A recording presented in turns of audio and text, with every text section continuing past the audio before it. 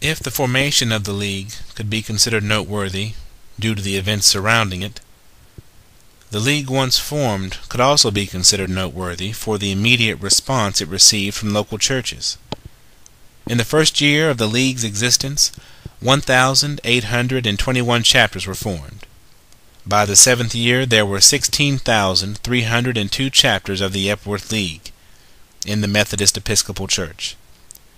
Chapters grew up in the North and in the South, in black and in white churches, in Canada, and in many other areas outside of North America, including India, China, Germany, South America, and Malaysia.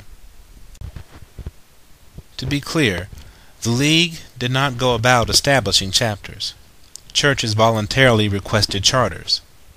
The spread of the Epworth League was not a matter of denominational imposition, but was a reflection of the enthusiasm of and for the youth, responding to an opportunity for identity, direction, and purpose. What is most to the denomination's credit is that it sent by its support of the League a message to the youth that they were being taken seriously.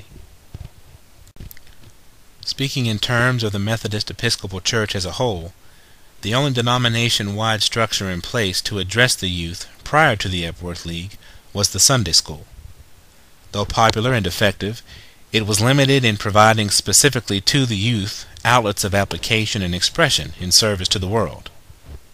As the author of Methodism in the Making put it, Wilbur F. Sheridan, up to a certain point a student simply receives from his teachers, in the Sunday school, pulpit, and home. But unless his spiritual life is to be stunted, he must go out on lines of original effort, of personal initiative and service. This is what the Epworth League sought to provide. Ideally, each member of the League was to be assigned to a department of work, of which there were 4, carried over from the Oxford League model, originally called the Oxford Wheel, then the Epworth Wheel, then modified in design if not function as the Epworth Cross. Each chapter had its own cross to bear, so to speak, which is to say that each chapter oversaw its own 4 areas of operation and put its members to the tasks. Very often the pastor and president were one and the same. An additional note should be said regarding the Department of Literary and Social Work. Social work as the Leagues understood it and as its framers had in mind was not social work as we think of it today. A closer look at the particular arm of the Epworth League shows this. One of the dangers of the larger society as the Church understood it was the lure and corrupting influence of worldly amusements, as mentioned in the pledge.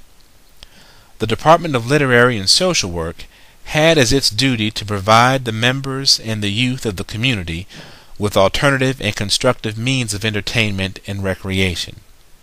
Not surprisingly, the Department of Literary and Social Work would eventually come to be known as the Department of Recreation and Culture. While each chapter had a committee in the 4th Department for the Epworth Herald, the widely circulated newspaper of the League in the North, it was kept under the auspices of the denominational structure in the Board of Control and the Methodist Book Concern in Chicago. The paper carried articles from the membership and kept to a style of writing that appealed to the youth more so than the theologian or scholar, and enjoyed a very wide circulation, 55,000 subscribers by the end of 1891. The Methodist Episcopal Church South would publish its own paper out of Tennessee, the Epworth Era. It is important in all of this talk about youth to acknowledge the range of the term when it came to the Epworth League. Generally, the bottom of the range was the late teenage years, usually 16, but even this was not fixed in rule. The ages tended to range as far upward as the mid-30s.